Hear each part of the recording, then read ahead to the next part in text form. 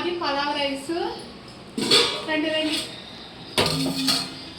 చూడండి, ఇప్పుడే వేసిన తాలింపు వేసి. మా పిల్లలకి చికెన్ వండిన రోజు పలావ్ రైస్ వండాలి. ఎందుకంటే చికెన్కి పలావ్ ఉంటే కాంబినేషన్ చాలా బాగుంటుంది. చికెను యావరేజ్గా ఉన్నా కూడా అందులో పలావ్ రైస్ ఉంటే మంచిగా ఉంటుంది టేస్ట్. అందుకే మా పిల్లలకి పలావ్ అంటే చాలా ఇష్టం.